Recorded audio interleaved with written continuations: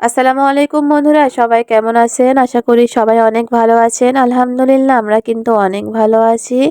তো অনেকদিন পর একটা ব্লগ ভিডিও নিয়ে চলে আসলাম আপনাদের মাঝে। আসলে বাড়ি থেকে বের হওয়া হয় না, তো তার কারণে ব্লগ ভিডিও আপনাদের সাথে শেয়ার করতে পারি না। তো আজকে আপনাদের ভাইয়া একটু বাসায় ছিল, বলল যে চলো একটু বাইরে থেকে ঘোরাফেরা করে আসি।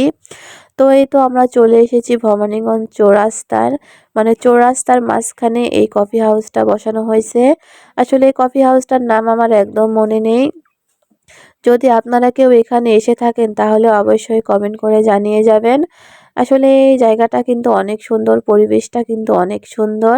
এখানে আমি ফার্স্ট টাইম আসলাম। এসে কিন্তু এই তো আগে কিন্তু খাবার অর্ডার দিয়েছি। খাবারের মেনুতে ছিল পোড়া চিকেন আর হচ্ছে তান্দুরি রুটি।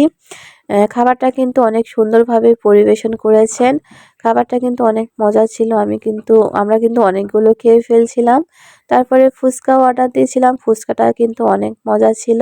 ঝাল ঝাল করে বানিয়ে দিয়েছিল, অনেক টেস্ট। তারপরে খাওয়া-দাওয়া শেষে একটু মটকা চা খেলাম।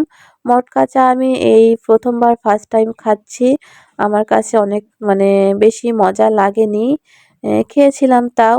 তারপরে খাওয়া-দাওয়া শেষে দেখেন কত সুন্দর সাদা একটা গোলাপ, তাই না? এরকম কিন্তু সাদা আমার মনও আছে একটা। তারপরে এই তো বাচ্চার সাথে একটু দোলনাতে দোলনা খেলাম।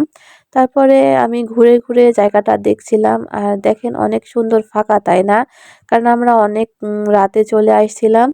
তারপরে এই তো আমরা এখন বাসায় চলে যাব। তো দেখা হচ্ছে নতুন কোনো ভিডিওতে। সবাই ভালো থাকবেন, সুস্থ থাকবেন। আল্লাহ হাফেজ।